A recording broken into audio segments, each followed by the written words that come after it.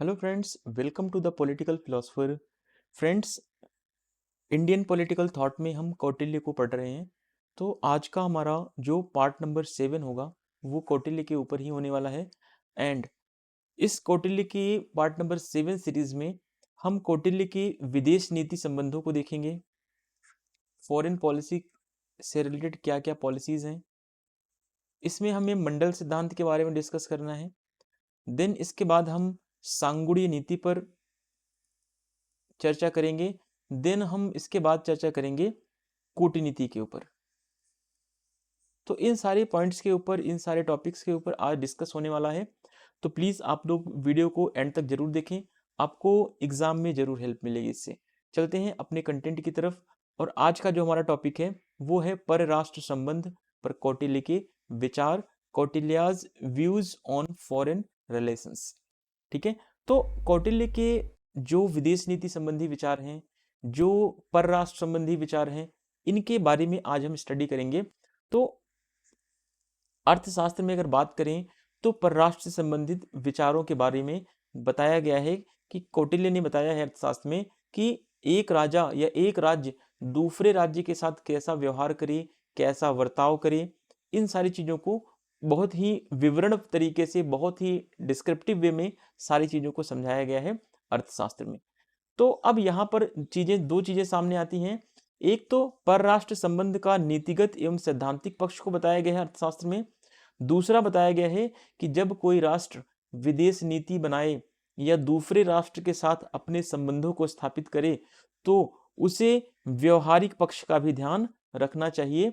दो पक्ष हैं इसमें, एक है सैद्धांतिक पक्ष यानी थियोरेटिकल एस्पेक्ट्स, दूसरा है व्यवहारिक पक्ष। ठीक है, तो इन्हीं को आज हम एक एक करके समझेंगे कि विदेश नीति या जो परराष्ट्र संबंध के सिद्धांत हैं उनमें नीतिगत सिद्धांत क्या है या सैद्धांतिक पक्ष क्या है, या फिर दूसरा पक्ष देखेंगे संस्थागत और व्यवहारिक पक्ष क्या है। इन दोनों के बारे में एक एक करके हम डिस्कस करेंगे, खास करके कौटिल्य के परराष्ट्र संबंध के विचार में। The description of international relations described in Arthashastra can be divided into two parts. ठीक है, फर्स्ट पार्ट में देखेंगे कि policy the and the theoretical aspect of a international relations.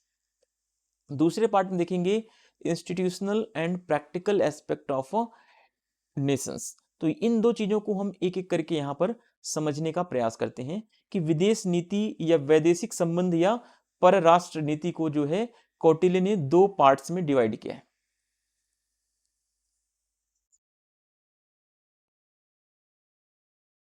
ठीक है, वैदेशिक संबंध या परराष्ट्र नीति को कौटिल्य ने दो भागों में डिवाइड किया है। एक भाग क्या है कि एक भाग को हम नीतिगत या सैद्धांतिक पक्ष कहते हैं, दूसरे भाग को हम संस्थागत या व्यवहारिक पक्ष के नाम से जानते हैं। तो अब दोनों के बारे में हमें स्टडी करना है कि कब सैद्धांतिक पक्ष को अपनाना चाहिए और कब व्यवहारिक पक्ष को अपनाना चाहिए। तो विदेश नीति में कौटिल्य के दो पक्ष के बारे में बताया गया है। कौटिल्य ने कहा कि एक, विदेश नीति निर्धारित करते समय सैद्धांतिक पक्षों को ध्यान रखना चाहिए, दूसरा व्यवहारिक पक्षों का भी अध्ययन या व्यवहारिक पक्षों को भी ध्यान में रखना चाहिए। अब सैद्धांतिक पक्ष में शामिल क्या है, इसमें जो शामिल किया गया है किन किन सिद्धांतों को, तो मंडल सिद्धांत है इसमें, सांगुड़ीय नीति है इसमें, और कूटनीति के जो चार उपाय बताए गए हैं, साम दाम दंड और भेद, इन चारों उपायों को भी शामिल किया गया है। तो ये क्या है, ये सैद्धांतिक पक्ष है या थियोरेटिकल एस्पेक्ट्स हैं, सैद्धांतिक पक्ष है। ठीक है, अब बात करते हैं व्यवहारिक पक्ष की या बात कर लें प्रैक्टिकल एस्पेक्ट्स की। तो इसमें है गुप्तचर व्यवस्था, दूत व्यवस्था और युद्ध के बारे में। ठीक है, ये चीजें हैं प्रैक्टिकल।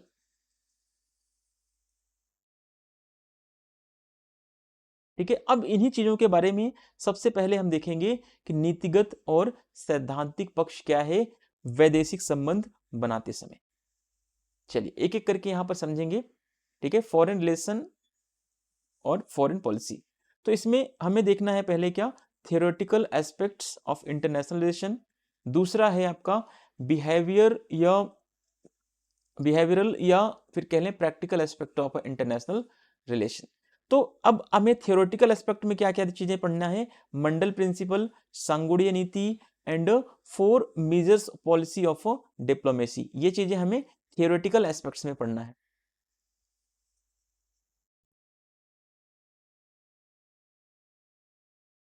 दूसरी तरफ हमें प्रैक्टिकल चीजें क्या देखनी है, प्रैक्टिकल में हमें मैसेंजर सिस्टम के बारे में देखना है, इंटेलिजेंस सिस्टम क्या है एंड वॉर कैसे किया जाएगा। ठीक है, ये चीजें आपको अलग अलग करके समझनी है। तो आज हमारा जो टॉपिक हमें पढ़ना है वो है सैद्धांतिक पक्षों के ऊपर हम चर्चा करेंगे, जिसमें सांगुड़ीय नीति और हम मंडल सिद्धांत और जो है आपका 4 डिप्लोमेसी क्या है या कूटनीति के ऊपर चर्चा करेंगे करके। सबसे पहले हम मंडल सिद्धांत को देखेंगे। मंडल सिद्धांत में आपको कुछ चीजों को समझ लेना है। अगर यहां पर आप इस चार्ट को समझ जाएंगे तो आगे चीजें आपको आसान होने वाली है। ठीक है, विजिगीषु मध्य में बनाया गया है, यहां पर आपको दिख रहा होगा विजिगीषु। विजिगीषु का मतलब होता है, सामान्य भाषा में अगर कहें तो विजिगीषु का मतलब है जीत की इच्छा रखने वाला, जीत की या विजय की इच्छा रखने वाले को विजिगीषु कहा जाता है। ठीक है, तो अब यहां पर हमें समझना क्या है और पढ़ना कैसे है, इसको एक एक चीजों को यहां पर हम एक एक अच्छे तरीके से समझेंगे। चलिए देखिए, विजिगीषु है, विजिगीषु के आगे की तरफ भी राज्य हैं यहां पर भी, और पीछे की तरफ भी इसके स्टेट्स हैं, है ना। कुल मिलाकर 12 राज्यों की बात की गई है इसमें। मंडल सिद्धांत में कुल कितने राज्य हैं, तो 12 राज्य हैं, 12 स्टेट्स हैं इसमें। ठीक है, तो अब सबसे पहले देखेंगे कि विजिगीषु क्या है। विजिगीषु यानी विजय की इच्छा रखने वाला राज्य, इसको विजिगीषु कहा जाता है। यह कहां पे होता है, मध्य में होता है सभी राज्यों के। अब देखिए, विजिगीषु के जो सामने वाला राज्य होता है, जस्ट उसका पड़ोसी राज्य, उसको क्या बोला जाता है, अरी बोला जाता है। अरी का मतलब है दुश्मन या शत्रु राज्य। ठीक है, विजिगीषु के सामने वाले राज्य को क्या बोलते हैं, अरी राज्य। ठीक है, अरी क्या होता है, अरी जो होता है ये विजिगीषु का क्या होता है, शत्रु होता है, दुश्मन होता है। ठीक है, अरी जो है विजिगीषु का दुश्मन है। फिर आगे देखेंगे, अब विजिगीषु का मित्र कौन होगा, मित्र राज्य जो होगा विजिगीषु का मित्र होगा। मित्र कैसे होगा, क्योंकि देखिए विजिगीषु का दुश्मन कौन है, अरी है, और अरी का दुश्मन कौन है, मित्र है। क्योंकि अरी का पड़ोसी कौन है, मित्र राज्य है ना, क्योंकि हर पड़ोसी राज्य उसका दुश्मन होगा, इस चीज को आप ध्यान में रखेंगे। तो जैसे विजिगीषु का पड़ोसी अरी विजिगीषु का दुश्मन है, वैसे ही अरी का पड़ोसी मित्र राज्य अरी का क्या होगा, दुश्मन होगा। तो अब दुश्मन का दुश्मन क्या कहलाएगा, मित्र कहलाएगा। ठीक है, यानी कि मित्र राज्य क्या बन जाएगा, मित्र जो होगा वो विजिगीषु का मित्र कहलाएगा, क्योंकि मित्र राज्य क्या है, अरी का शत्रु राज्य है। फिर आगे देखेंगे हम, यहां पे कलर चेंज कर लेते हैं। अब देखिए, विजिगीषु के बाद आप देखेंगे यहां से फिर अरी मित्र राज्य। अरी मित्र का मतलब है कि यहां पर जो अरी है इसका मित्र कौन होगा, अरी मित्र होगा। दुश्मन का मित्र अरी मित्र कहलाएगा। तो अरी मित्र क्या होगा, विजिगीषु का शत्रु होगा। ठीक है, अरी मित्र राज्य जो होगा यह विजिगीषु का शत्रु होगा। मैं यहां पर थोड़ा सा लिख भी देता हूं।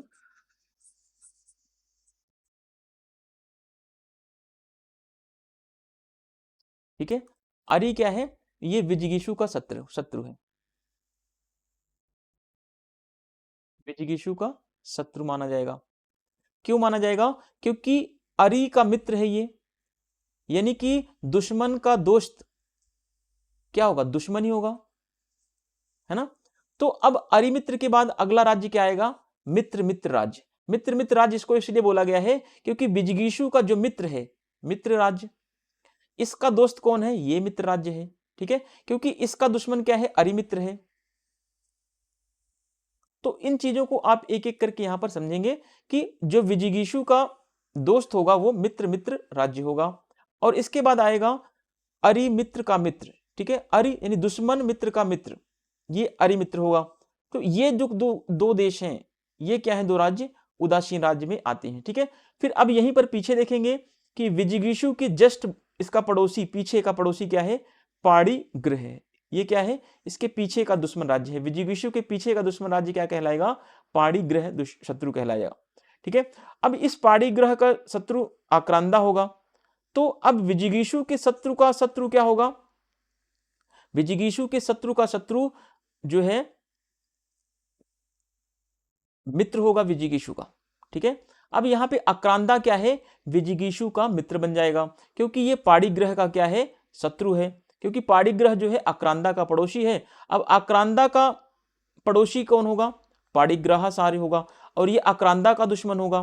तो जो मित्र का दुश्मन होगा वो विजिगीषु का भी दुश्मन होगा, सीधी सी बात है, ठीक है। फिर आक्रांदा सार, ये क्या होगा? विजिगीषु का मित्र होगा, क्योंकि ये क्या है? आक्रांदा का मित्र है ये, ठीक है। आक्रांदा का मित्र कौन होगा? आक्रांदा सार होगा, तो ये भी क्या होगा? विजिगीषु का मित्र होगा। तो इस तरीके से चीजें चलती रहेंगी। तो ये मंडल सिद्धांत का एक बेसिक सा थ्योरी है, आप इसको एक बार फ्लो चार्ट के थ्रू समझ लीजिएगा अच्छे तरीके से। चलिए आगे देखते हैं। जो भी चीजें आपको क्लियर ना हुई हो प्लीज उनको कमेंट बॉक्स में कमेंट के माध्यम से जरूर पूछिएगा, ठीक है। अब इन्हीं चीजों के बारे में, जैसे अभी हमने जस्ट देखा है कि विजिगीषु का मित्र कौन होगा? मित्र राज्य। फिर विजिगीषु का अगला मित्र कौन होगा? मित्र मित्र राज्य होगा, है ना। तो विजिगीषु का दुश्मन कौन होगा? अरि होगा, क्योंकि ये पड़ोसी राज्य है। पड़ोसी राज्य विजिगीषु का हमेशा दुश्मन होगा, इधर आगे की तरफ भी और विजिगीषु के पीछे की तरफ वाले राज्य में भी पाणिग्रह जो है इसका दुश्मन है। अब अरि का दुश्मन कौन होगा? अरि का दुश्मन मित्र होगा, क्योंकि मित्र राज्य क्या है? अरि का पड़ोसी राज्य है। जिसका भी पड़ोसी राज्य जो राज्य होगा वो उसका दुश्मन होगा। तो अब विजिगीषु जो है, विजिगीषु का जो दुश्मन है उसका दुश्मन क्या होगा? विजिगीषु के दुश्मन उसका मित्र होगा, ठीक है। तो इस तरीके से चीजों को आप अच्छे से समझते हुए चलेंगे। बहुत इजी चैप्टर है ये, मंडल सिद्धांत एग्जाम में पूछा गया है नेट के पेपर में, इस चीज को ध्यान रखिएगा। चलिए आगे देखते हैं मंडल सिद्धांत के बारे में। मंडल सिद्धांत का हम पढ़ेंगे आज सैद्धांतिक पक्ष, ठीक है, थियोरेटिकल साइड को देखेंगे। कौटिल्य के अर्थशास्त्र में अंतरराज्यीय संबंधों और विदेश नीति का प्रमुख स्थान है। उन्होंने अपने मंडल सिद्धांत के माध्यम से अंतरराज्यीय संबंधों की गतिशीलता को समझाने की कोशिश की है। मंडल एक संस्कृत शब्द है जिसका अर्थ क्या है? वृत्त यानी घेरा, ठीक है। तो अब घेरे के माध्यम से यहाँ पर विजिगीषु राज्य है, फिर उसका पड़ोसी राज्य शत्रु राज्य होगा, फिर उसका पड़ोसी शत्रु का पड़ोसी राज्य विजिगीषु का मित्र होगा, फिर उसका पड़ोसी राज्य, ऐसे करके घेराएं बनाई गई, ठीक है। तो इसमें क्या है? इसमें 12 राज्य हैं कुल मिलाकर। तो अंतरराष्ट्रीय संबंध में जो कौटिल्य ने सिद्धांत दिया है मंडल सिद्धांत, उस मंडल सिद्धांत के माध्यम से अंतरराष्ट्रीय संबंधों को, अंतरराष्ट्रीय राजनीति को समझने के लिए कौटिल्य ने इस मंडल सिद्धांत का वर्णन किया है। Interstate relation and foreign policy occupy a prominent place in a Kautilya's Arthashastra. He has tried to explain the dynamics of a interstate relation through his Mandal theory. Mandal is a Sanskrit word which means circle. तो ये कभी कभी exam में पूछ सकता है, खास करके बीपीएससी या पीजीटी के एग्जाम में। जब आप एग्जाम की तैयारी करते हैं तो उन सारी शब्दों को आप, छोटे छोटे शब्दों को भी ध्यान में रखेंगे। अब देखते हैं एक एक शब्दों को। जो विजिगीषु है, जो अरि है, जो शत्रु राज्य है, क्या है, कैसे, इनके बारे में एक एक करके यहाँ पर हम डिस्क्रिप्टिव वे में समझने का प्रयास करते हैं। विजिगीषु यानी कि जो राजा अपने राज्य का विस्तार करने की कामना या इच्छा रखता है उसे विजिगीषु राजा, और राज्य को विजिगीषु राज्य कहा जाता है, ठीक है। यानी जो राजा अपने राज्य को बढ़ाने की बात करता है उसे विजिगीषु राजा कहा जाता है, और जो राज्य अपने राज्य के विस्तार के बारे में सोचता है उसे विजिगीषु राज्य भी कहा जाता है। अब देखिए यह राष्ट्रमंडल के केंद्र में होता है, ठीक है। जो मंडल सिद्धांत बताया गया है, कभी कभी क्वेश्चन पूछ लेता है कि विजिगीषु राज्य जो है मंडल सिद्धांत के कहां पर है, तो सेंट्रल में है या केंद्र में है, ठीक है। पहला नंबर हो गया आपका विजिगीषु राज्य, ठीक है। दूसरा है आपका अरि या शत्रु राज्य, इसको बोलते हैं। अरि राज्य को क्या बोलते हैं? शत्रु राज्य। यानी कि जिस दिशा में विजिगीषु राजा अपना राज्य विस्तार करना चाहता है उस दिशा का पड़ोसी राज्य क्या कहलाएगा? अरि राज्य या शत्रु राज्य कहलाएगा। फर्स्ट देखते हैं विजिगीषु स्टेट क्या है। The king who wishes and tries to expand his kingdom is called विजिगीषु king and the kingdom is called Vijigishu state. It is the center of the commonwealth यानी जो मंडल थियरी है, मंडल थियरी के centre में कौन है? तो मंडल थियरी के सेंटर में जो है आपका विजिगीषु स्टेट बैठा हुआ है। सेकंड नंबर है अरी स्टेट। अरी स्टेट को हम एनमी स्टेट कहते हैं, ठीक है। The neighbouring state in the direction in which the विजिगीषु king wants to expand his kingdom, यानी कि जिस तरफ विजिगीषु किंग अपना किंगडम को एक्सपेंड करना चाहता है, आगे बढ़ाना चाहता है, उस डायरेक्शन में जो स्टेट उसके आगे मिलेगा वही राज्य क्या होगा, वही स्टेट क्या होगा, उसका एनिमी स्टेट कहलाएगा। तीसरा नंबर है आपका मित्र राष्ट्र या मित्र राज्य, यानी कि अरि राज्य से आगे का राज्य, ठीक है। यानी कि अगर बात करें यहां पे विजिगीषु है, अगर विजिगीषु के बाद अरि आएगा, अरि के बाद आएगा मित्र राज्य,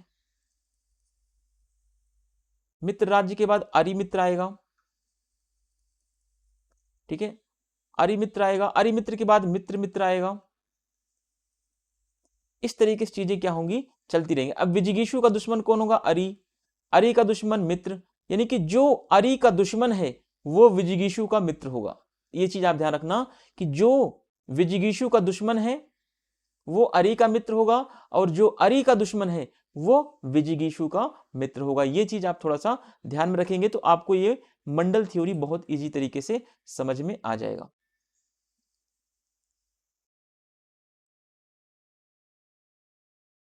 चलिए मित्र राज्य के बारे में देखते हैं। यह अरि राज्य से आगे वाला राज्य होता है, यह विजिगीषु का क्या होता है? मित्र होता है। अरि राज्य के खिलाफ विजिगीषु को सहायता देने के लिए हमेशा तत्पर रहता है ये राज्य, ठीक है। फिर नेक्स्ट है अरि मित्र राज्य, यानी दुश्मन का मित्र राज्य, ठीक है। अरि मित्र राज्य का मतलब होता है, अरि मित्र राज्य का मतलब है दुश्मन का मित्र का राज्य, ठीक है। यह मित्र राज्य के आगे का राज्य है, ठीक है। यानी ये अरि मित्र का मतलब है दुश्मन का मित्र, दुश्मन का दोस्त। दुश्मन का दोस्त क्या होगा? दुश्मन ही होगा, ठीक है। तो अरि मित्र राज्य भी क्या होगा? विजिगीषु राज्य का दुश्मन होगा। यह अरि राज्य का मित्र होता है, ध्यान रखना, जो अरि का मित्र है वो विजिगीषु का दुश्मन है, ठीक है। जो विजिगीषु का दुश्मन है वो अरि का मित्र होगा। फिर अगला है 5वें नंबर पर मित्र मित्र राज्य। अरि मित्र से आगे का राज्य क्या कहलाएगा? यह मित्र मित्र राज्य होता है। इस चीज को आप थोड़ा सा ध्यान रखेंगे। हाँ, थोड़ी सी दिक्कतें होती हैं समझने में, लेकिन अगर आप एक चीज समझ के चलेंगे कि विजिगीषु का मित्र, विजिगीषु का मित्र अरि का दुश्मन होगा, ठीक है। और जो अरि का दोस्त है वो विजिगीषु का दुश्मन होगा। तो ये चीजें आपको थोड़ी सी पकड़ के चलनी है। चलिए आगे देखते हैं।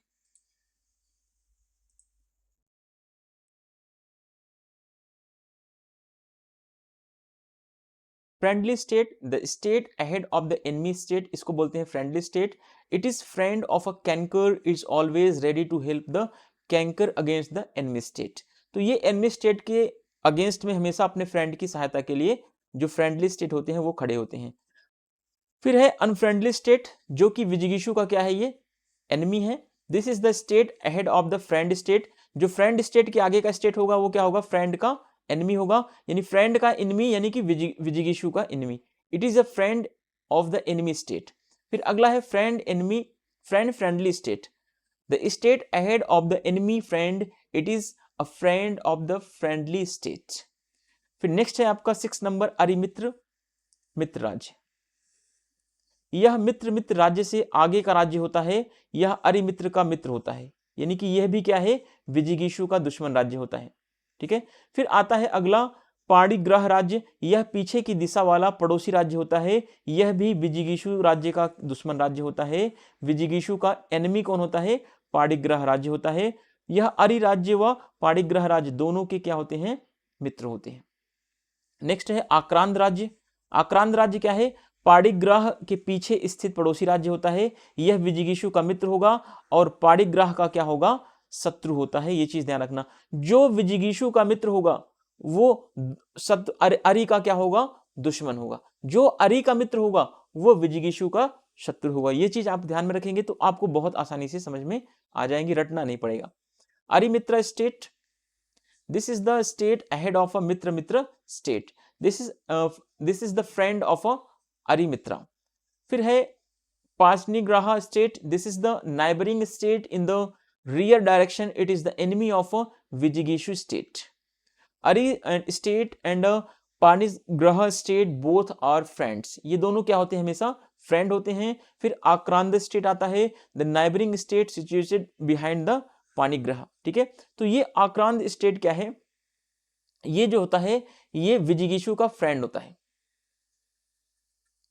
ठीक है। This is the friend of a विजिगीषु and the enemy of a पाणिग्रह, पाशनिग्रह, ठीक है। चलिए अगला देखते हैं। अगला है पाशनिग्राह सार राज्य, क्या है, यह आक्रांत राजा के पीछे स्थित पड़ोसी राज्य है। यह विजिगीषु का शत्रु होता है, यानी विजिगीषु का शत्रु क्या है, शत्रु जो होगा वो हमेशा क्या होगा, दुश्मन का मित्र होगा। दुश्मन का मित्र, दुश्मन का मित्र इज इक्वल टू विजिगीषु का शत्रु, विजिगीषु का शत्रु होगा, ठीक है। फिर अगला है आक्रांतासार स्टेट, पाशनिग्राह राज्य के पीछे स्थित पड़ोसी राज्य है ये, और यह विजिगीषु राज्य का मित्र होगा, ठीक है। एक मित्र एक शत्रु, एक मित्र एक शत्रु, एक मित्र एक शत्रु, ऐसे हो रहा है, क्योंकि देखो विजिगीषु यहां पर है तो विजिगीषु का पड़ोसी राज्य शत्रु होगा, और इस शत्रु का पड़ोसी राज्य क्या होगा, विजिगीषु का मित्र होगा। फिर इसका पड़ोसी राज्य विजिगीषु का दुश्मन, फिर इसका पड़ोसी राज्य विजिगीषु का दोस्त होगा। ऐसे करके एक एक करके यहाँ पे चीजें आगे बढ़ रही हैं, तो इन चीजों को आप एक एक करके समझते चलेंगे, बहुत ज्यादा टिपिकल नहीं है। फिर नेक्स्ट नंबर 11 नंबर देखते हैं, मध्यम राज्य, यह विजिगीषु के बगल में होता है। इसकी सीमा विजिगीषु और अरि राज्य दोनों से लगती है, ठीक है। मध्यम राज्य में क्या होता है, विजिगीषु और अरि राज्य दोनों राज्यों से इसकी सीमाएं टच होती रहती हैं। यह दोनों राज्यों से क्या होता है, अधिक शक्तिशाली होता है। उदासीन राज्य एक होता है, यह विजिगीषु राज्य से दूर स्थित होता है, और यह राज्य पूर्ण तटस्थ होता है, किसी से कोई मतलब इसका नहीं होता है। और यही राज्य ऐसा राज्य है जो मंडल सिद्धांत में सबसे शक्तिशाली राज्य माना जाता है। किसको, उदासीन राज्य को। कभी कभी एग्जाम में ऐसा क्वेश्चन पूछ ले कि मंडल सिद्धांत में सबसे शक्तिशाली राज्य कौन सा है, तो उदासीन राज्य है, क्योंकि यह क्या है, किसी राज्य से इसका संबंध नहीं होता, ठीक है। Medium state, it is the next to विजिगीषु, it shares the border with the विजिगीषु एंड अरि राज्य। नेक्स्ट है, it is a more powerful state than both the states, दोनों स्टेट ज्यादा है पावरफुल स्टेट होता है। एंड एक होता है न्यूट्रल राज्य, neutral state, it is the state located away from the विजिगीषु, यानी ये वो राज्य है जो विजिगीषु से दूर बना हुआ है। And it is this state is completely neutral, यह स्टेट क्या है, बिल्कुल न्यूट्रल है। And it is the most powerful state of a मंडल, यह सबसे पावरफुल, मंडल थियरी में सबसे पावरफुल स्टेट किसको बोला गया है, तो न्यूट्रल स्टेट को बोला गया है, ये चीज ध्यान में रखना। उदासीन राज्य जो है मंडल सिद्धांत का सबसे पावरफुल स्टेट है। आगे देखिए, कौटिल्य ने संपूर्ण राज्य मंडल का निर्माण जो किया है 4 उपमंडलों के सहयोग से बताया है, ये इंपॉर्टेंट हो सकता है नेट के लिए, ठीक है। अब जो कौटिल्य ने संपूर्ण राज्य मंडल का निर्माण किया है, इसमें इन्होंने 4 कैटेगरी डिवाइड की है,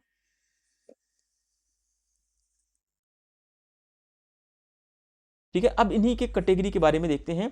पहली कैटेगरी में इन्होंने किसको रखा है, विजिगीषु राज्य मंडल, जिसको इन्होंने बोला कि यह प्रथम मंडल है, ठीक है। अब देखिए इसमें विजिगीषु राज्य मंडल में कितने राज्य आते हैं, इसमें विजिगीषु और उसके सभी मित्र राज्य शामिल होते हैं, ठीक है। जो विजिगीषु राज्य, मित्र राज्य, मित्र मित्र राज्य, आक्रांत राज्य और आक्रांतासार राज्य, ये राज्य जो हैं ये विजिगीषु राज्य में शामिल हैं। क्योंकि इसमें कौन से राज्य शामिल हैं पहले मंडल में, तो पहले मंडल में विजिगीषु राज्य के मित्र राज्यों को शामिल किया गया है, ठीक है। Kautilya has described the formation of the entire kingdom with the help of 4 sub division. अभी आपने जो मंडल सिद्धांत देखा, ठीक है, जिसके 12 पार्ट थे, इन 12 पार्ट्स के 12 स्टेट्स को इन्होंने फिर 4 पार्ट में डिवाइड किया है। फर्स्ट इन्होंने बताया है विजिगीषु किंगडम या फर्स्ट डिवीजन जिसका किया है, इसमें इन्होंने इंक्लूड किया है विजिगीषु and all his friends kingdom को, विच आर विजिगीषु किंगडम, मित्र किंगडम एंड मित्र मित्र किंगडम, आक्रांता किंगडम एंड आक्रांतासार किंगडम। और इसमें जो सबसे इंपॉर्टेंट रोल होता है किसका होता है, केंद्रीय भूमिका जो होती है इसमें विजिगीषु राज्य की होती है, ये चीज ध्यान रखना इंपॉर्टेंट है। इसमें सेंट्रल रोल ऑफ विजिगीषु किंगडम किसमें, तो विजिगीषु राज्य मंडल में या प्रथम मंडल में कह लें, इसमें विजिगीषु राज्य की केंद्रीय भूमिका होती है, सेंट्रल रोल प्ले करता है, दूसरा कौन सा सिद्धांत है इसमें, दूसरे पार्ट में कौन से डिवाइड किया इन्होंने, तो दूसरा पार्ट है अरि राज्य मंडल, जिसको दूसरे मंडल में रखा है। इसमें विजिगीषु राज्य का अरि राज्य यानी कि विजिगीषु का जो दुश्मन राज्य है एवं अरि राज्य के मित्र राज्य शामिल हैं, जो कि अरि राज्य है, अरि मित्र राज्य, अरि मित्र मित्र राज्य, पाशड़ीग्राह राज्य और पाशड़ीग्राह सार राज्य। इसमें केंद्रीय भूमिका किसकी होगी, अरि की होती है यानी कि दुश्मन की। ठीक है, तो पहला क्या है, विजिगीषु राज्य, जिसमें विजिगीषु की भूमिका होती है। पहले पार्ट में विजिगीषु के दोस्तों को शामिल किया गया है। दूसरे पार्ट में जो अरिमंडल राज्य है, इसमें दुश्मन यानी विजिगीषु का जो दुश्मन अरि है, अरि के दोस्तों को शामिल किया गया है। ठीक है, अरि राज्य मंडल यानी सेकंड मंडल, इट इंक्लूड्स द अरि स्टेट ऑफ विजिगीषु स्टेट एंड द मित्र स्टेट ऑफ द अरि, विच आर अरि स्टेट, अरिमित्र स्टेट, अरिमित्र मित्र स्टेट एंड पाशनीग्राह स्टेट एंड पाशनीग्राह सार स्टेट। इसमें सेंट्रल रोल किसका होता है, अरि स्टेट का यानी कि दुश्मन स्टेट का।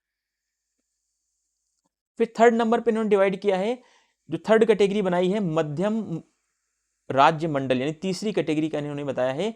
इसमें मध्यम राज्य, विजिगीषु राज्य और अरि राज्य तीनों आते हैं इसमें, जिसमें केंद्रीय भूमिका किसकी होती है, तो इस टाइप्स के जो कैटेगरी है मध्यम राज्य में, तो मध्यम राज्य की भूमिका इसमें महत्वपूर्ण मानी जाएगी। फिर चौथा इन्होंने बताया है उदासीन राज्य, इसको चतुर्थ मंडल में रखा है।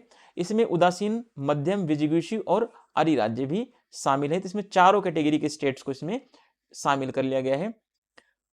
Medium state circle, the third circle इसको बोला गया है, इट इंक्लूड्स मीडियम स्टेट, विजिगीषु state, enemy state, the central role of a medium state इसमें माना जाएगा। फिर है different state of the circle, इसको फोर्थ स्टेट में रखा गया है, ये फोर्थ सर्कल में रखा गया है। इसमें कौन कौन सी चीजें इंक्लूड है, इंडिफरेंट, मीडियम एंड विजिगीषु, एनिमी स्टेट, ये सारे स्टेट को इसमें फोर्थ वाले में इंक्लूड किया गया है। तो ये क्या है, चार बेसिकली इसमें उप सिद्धांत माने गए। मंडल सिद्धांत की कौटिल्य ने चार उप सिद्धांतों का वर्णन किया है, तो ये चीज आप ध्यान रखेंगे। अब मंडल सिद्धांत के कुल जो 12 राज्य हैं, इन 12 राज्य में से 72 पार्ट्स बनाए गए हैं इसमें से। ठीक है, अब यहां पे देखिए चौथा हो गया आपका ये। फिर आगे देखिए, इसी में कौटिल्य के अनुसार युद्ध में लिप्त होना राज्य के लिए स्वाभाविक भी है और अनिवार्य भी है। तो कौटिल्य कहता है कि युद्ध में एक राज्य को हमेशा लगे रहना चाहिए, क्योंकि यह राज्य के हित में है और राज्य के लिए अनिवार्य है और राज्य के लिए स्वाभाविक भी है। अगर कोई राज्य युद्ध में नहीं रहता, युद्ध में अपने आप को संलिप्त नहीं करता, अगर उसमें अपने आप को एंगेज नहीं करता, तो वो राज्य धीरे धीरे समाप्त हो जाएगा। कौटिल्य के अनुसार इन 12 राज्यों में प्रत्येक की कितनी प्रकृतियां होती हैं, 6 प्रकृतियां होती हैं। तो 12 × 6 कितना हो जाएगा, 72। ठीक है, तो टोटल कितनी प्रकृतियां हो गई, 72 प्रकृतियां हो गई। यूजीसी नेट में एग्जाम में पूछा गया। ठीक है, जो क्वेश्चन पेपर लगाता है उसको मेरी पीपीटी, मेरी वीडियोस, सारी चीजें उसको लग रही होंगी कि हाँ एग्जाम के पॉइंट्स ऑफ व्यू से, एग्जाम के पैटर्न, सारी चीजें पढ़ाई जा रही हैं और ये क्वेश्चन एग्जाम में पूछा गया है नेट के पेपर में। ठीक है, कौटिल्य के अनुसार 12 राज्यों में से हर राज्य की, एक राज्य की कितनी प्रकृतियां होती हैं, 6। तो 12 राज्य की कितनी होगी, 12 × 6 = 72 प्रवृत्तियां। ठीक है, जिसमें एक मुख्य राज्य की प्रकृति तथा शेष 5 द्रव्य प्रकृतियां मानी गई हैं। अब यहां पर देखेंगे कि राज्य की मुख्य प्रकृति क्या है और शेष 5 प्रकृतियां, द्रव्य प्रकृतियां क्या है। ठीक है, इसके बारे में भी आगे चर्चा करते हैं। According to Kautilya, engaging in the war is both natural and inevitable for a state. ठीक है, तो अब स्टेट को हमेशा इंगेज रहना चाहिए, स्टेट को हमेशा वॉर में इंगेज रहना चाहिए, कौटिल्य कहता है। कौटिल्य कहता है अगर कोई स्टेट अपने आप को इंगेज नहीं करता वॉर में, तो वो स्टेट धीरे धीरे खत्म हो जाएगा। ठीक है, according to Kautilya, each of these 12 states has 6 natures. ठीक है, यानी कि हर स्टेट के पास कितने नेचर हैं, तो ये 1 स्टेट के पास 6 नेचर हैं एंड 12 स्टेट के पास कितने नेचर हो जाएंगे, × 6 = 72 नेचर्स। ठीक है, अब यहां पर यही चीज एग्जाम में पूछा गया है नेट के पेपर में, in which one of the main state nature and the remaining of 5 are material natures. अब देखते हैं कि जो ये 6 नेचर हैं, ठीक है, यानी हर राज्य में कितना नेचर है, हर राज्य के 6 नेचर हैं, 6 में से एक मुख्य नेचर है और 5 क्या हैं, अन्य नेचर हैं। एक मुख्य है और 5 क्या हैं, अन्य हैं। और इन्हीं 5 और 1 को मिलाकर, यानी 1 प्लस 5 को मिलाकर 6 प्रकृतियां बनाई गई हैं। 6 प्रकृतियां हर राज्य की हैं। तो कितने राज्य हैं, 12 राज्य हैं। 12 इंटू 6, 6 इज इक्वल टू 72। ठीक है, तो 72 प्रकृतियां हैं पूरे मंडल सिद्धांत में।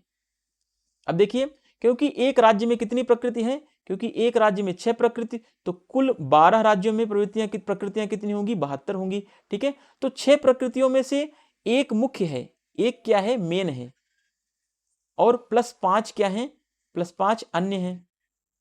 इन्हीं के बारे में देखते हैं। तो मुख्य प्रकृति क्या है, राजा या राज्य मुख्य है, और द्रव्य प्रकृतियां या अन्य प्रकृतियों में 5 आती हैं, जैसे अमात्य, जनपद, दुर्ग, कोश, दंड, ये 5 अन्य हैं, और मुख्य प्रकृति क्या है, राजा है। तो कुल मिलाकर एक राज्य की कुल कितनी प्रकृतियां हैं, ये कितनी प्रवृत्तियां हैं, कह सकते हैं तो 6 प्रकृति है। कुल कितने राज्य हैं, तो 12 राज्य है मंडल सिद्धांत में। 12 इंटू 6 कुल कितनी प्रवृत्तियां हो जाएंगी, या कुल कितनी प्रकृतियां हो जाएंगी, तो 72 नेचर्स हो जाएंगे, या 72 प्रकृतियां हो जाएंगे। ठीक है, because there are 6 natures in the one state and 72 natures in a total 12 states. Main nature क्या है इसका, राज्य या राजा या स्टेट।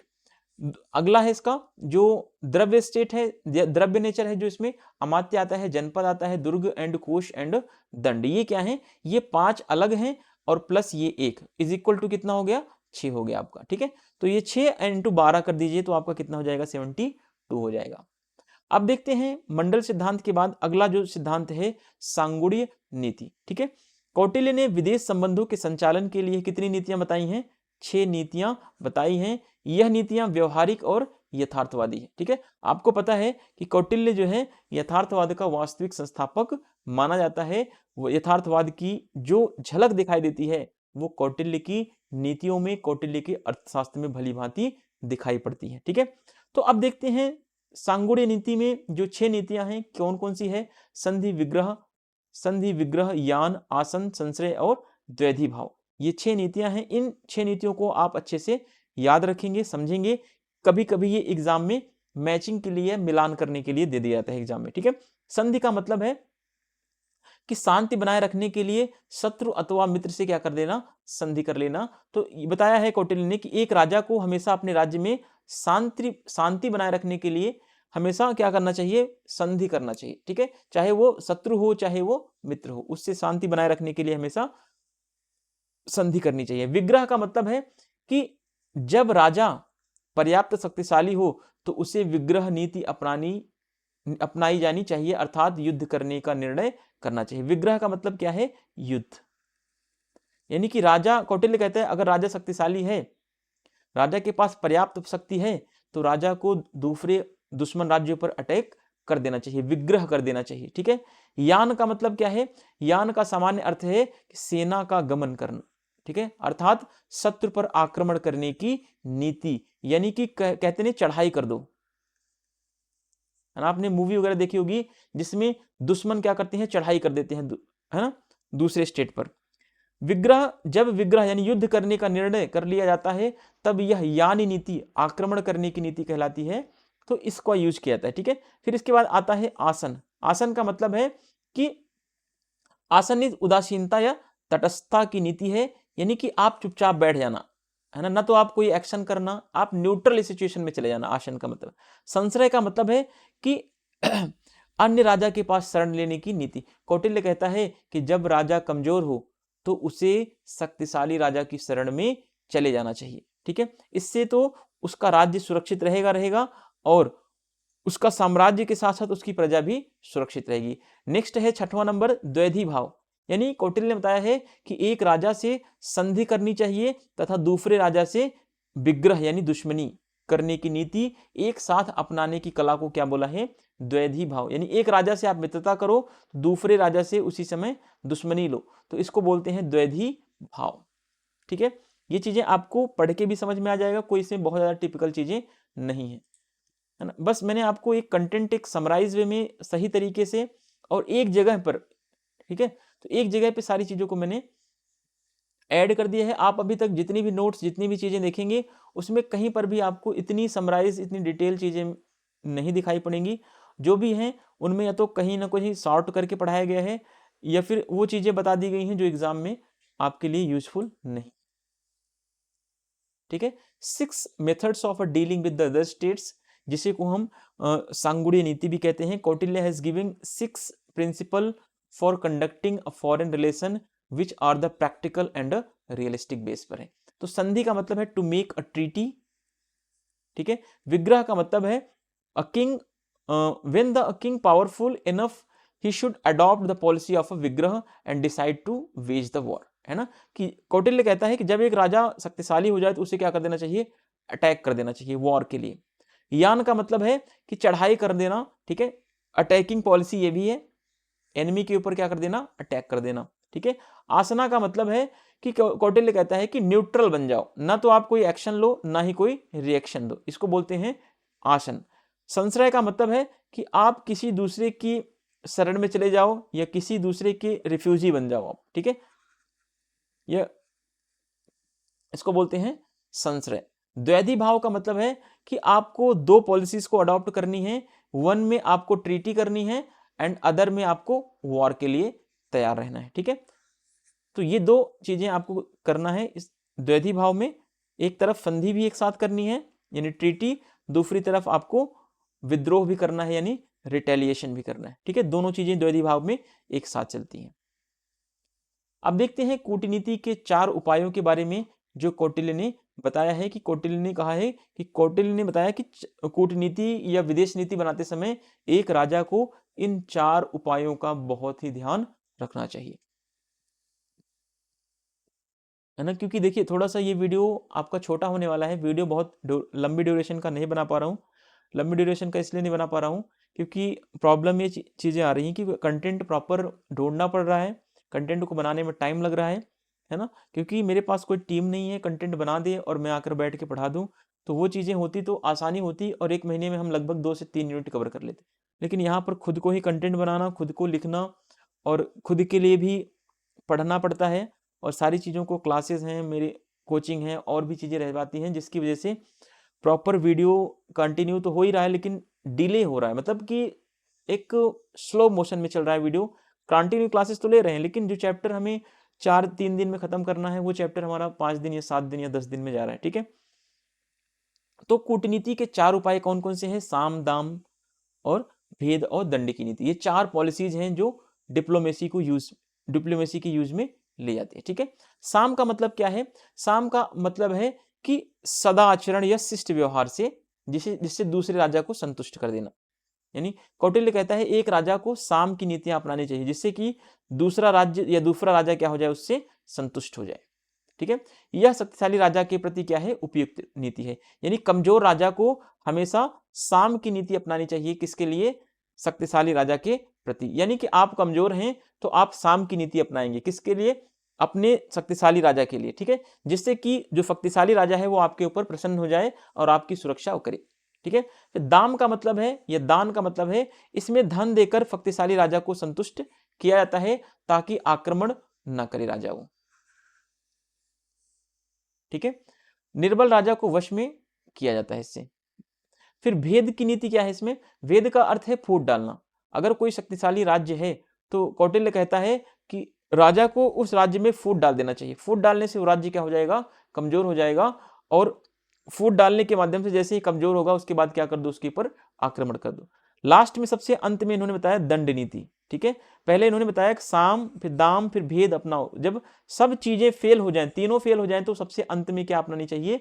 दंड नीति। दंड का मतलब है युद्ध कर लो सीधे। ठीक है, दंड नीति का अर्थ है कि बल का प्रयोग। यानी कि जब साम, दाम, भेद नीति काम ना करे तब अंत में, ठीक है, सबसे अंत में इस नीति का प्रयोग करना चाहिए। कभी कभी एग्जाम में अगर आप क्वेश्चन ये पूछ ले कि कौटिल्य ने दंड नीति का प्रयोग सर्वप्रथम करने के लिए कहा है, कौटिल्य ने दंड नीति का प्रयोग तात्कालिक करने के लिए कहा है, तो ये भी क्या हो जाएगी? गलत हो जाएगी। ठीक है, इसमें बल प्रयोग के द्वारा शत्रु राज्य पर आधिपत्य या कंट्रोल किया जाता है दंड नीति में। ठीक है, अब यहां पे देखते हैं 4 measures diplomacy of a foreign policy. ठीक है, 4 मेजर्स ऑफ अ डिप्लोमेसी और पॉलिसी के बारे में सामा दाम एंड भेद एंड दंड नीति। ठीक है, साम में वही बातें बताई गई हैं कि एक किंग्स को कैसे सेटिस्फाई करना चाहिए। ठीक है, अगर आप वीक किंग हैं, आप अगर कमजोर हैं, तो आप अपने से ज्यादा पावरफुल किंग के प्रति क्या नहीं पॉलिसी अपनाएंगे, तो साम की पॉलिसी अपनाएंगे। दाम का मतलब है कि आप शक्तिशाली जो पावरफुल किंग है उसको आप कुछ गिफ्ट दो, आप उसे कुछ पैसा दो, है ना, जिससे कि वो आपके फेवर में आ जाए और आपकी सुरक्षा करे। भेद का मतलब है कि अगर कोई शक्तिशाली राजा है या शक्तिशाली पावरफुल किंगडम है या पावरफुल किंग है, तो उसके अंदर क्या कर दो, उसमें डिस्क्रिमिनेशन ला दो, आप उसमें फूट फैला दो, जिससे कि वो क्या हो जाए, वो राज्य कमजोर हो जाए, वो स्टेट वीक पड़ जाए। फिर दंड नीति क्या है, दंड नीति मीन्स यूज अ फोर्स, यानी कि वॉर की सिचुएशन ला दो, आप अटैक कर दो। ठीक है, व्हेन द पॉलिसी ऑफ साम daam and bhed don't work then this policy should be used at the end. ठीक है, तो दाम की जो दंड की पॉलिसी है ये एंड में यूज करनी चाहिए, ऐसा कौटिल्य कहता है। In this supremacy the establish over the enemy state by the use of a force. तो दंड नीति अपना करके, दंड पॉलिसी को यूज करके आप एनिमी स्टेट के ऊपर कंट्रोल बना सकते हैं। तो इस तरीके से आज का ये मंडल सिद्धांत का थियोरेटिकल एस्पेक्ट्स खत्म होता है। अब अगली पार्ट्स में हम देखेंगे कि व्यवहारिक पक्ष क्या है, विदेश नीति का व्यवहारिक पक्ष, विदेश नीति का व्यवहारिक पक्ष क्या है, जिसमें हम देखेंगे गुप्तचर व्यवस्था, है ना, युद्ध के बारे में देखेंगे, इन सारी चीजों के बारे में एक एक करके पढ़ेंगे। इसके अलावा भी हम कौटिल्य के जो भी और भी कौटिल्य मैकियावेली की तुलनाओं को देखेंगे, और इसके साथ साथ जो भी और भी चीजें रह जाएंगी उनको हम अगले वीडियो में कवर कर लेंगे। कोशिश करेंगे कि अगला वीडियो जो हमारा है वो 1.5 घंटे का वीडियो बने, या 2 घंटे का भी वीडियो हो जाएगा तो कोई दिक्कत नहीं है, क्योंकि हमें अगले पार्ट में अब कौटिल्य को आगे और ज्यादा नहीं बढ़ाना है। तो अगले पार्ट में हम कौटिल्य को एंड करेंगे, क्योंकि इसके बाद फिर हमारा अगला टॉपिक होगा अगाना सूत्र के ऊपर, क्योंकि मैं भी कौटिल्य को पढ़ा पढ़ा कर सच बताऊं तो बोर हो गया हूं, है ना। तो अगाना सूत्र अगला टॉपिक पढ़ेंगे, फिर अरविंदो पढ़ेंगे, गांधी पढ़ेंगे, टैगोर पढ़ेंगे, लोहिया पढ़ेंगे, है ना, जयप्रकाश नारायण, इन सारी चीजों को, इकबाल पढ़ेंगे, है ना। जितने भी थिंकर्स नए ऐड हुए हैं, पुराने ऐड हुए हैं, सबको एक एक करके हम डिटेल में सारी चीजों को आगे पढ़ते जाएंगे, और आपको जरूर पसंद आएगा वीडियो सीरीज। तो प्लीज अगर आपको वीडियो इतनी समझ में आई हो तो प्लीज आप कमेंट के माध्यम से जरूर बताइएगा। और आज का क्वेश्चन है आपके लिए कि जब आप एक एग्जामिनेशन के लिए जाते हैं, जैसे मान लीजिए आपने नेट की तैयारी की, तो आप नेट की तैयारी कर रहे हैं, तो उसमें आपने किन किन पॉलिसीज को या किन किन स्ट्रेटेजीज को अपनाते हैं, ठीक है, क्या पॉलिसीज को अपनाना चाहिए, आप इसके बारे में अपनी राय, या जिस दिन मैं लाइव क्लास लूंगा तो उस लाइव क्लास में आप अपना कमेंट जरूर दीजिएगा, आप अपने आंसर को जरूर दीजिएगा कि आप एग्जाम में जब अपियर होते हैं तो आप किन किन पॉलिसीज को अपनाते हैं, एग्जाम की स्ट्रेटेजीज क्या होती हैं आपकी, उन सारी चीजों के ऊपर आप जरूर बताइएगा, चाहे वो कमेंट के माध्यम से चाहे जैसे भी। ठीक है, बाकी यहाँ पर और अभी टॉपिक से रिलेटेड कोई क्वेश्चन नहीं होगा। हाँ, टॉपिक से रिलेटेड हम क्वेश्चन को कर लेंगे आगे चल के, जैसे ये चैप्टर क्लियर होगा हमारा। ठीक है, चैप्टर नहीं, जैसे ये यूनिट हमारा क्लियर होगा, चैप्टर की बात तो बात की बात है। ठीक है, मिलते हैं नेक्स्ट वीडियो में। वीडियो पसंद आए तो प्लीज लाइक, सब्सक्राइब और शेयर जरूर कीजिएगा। Thank you, thanks for watching.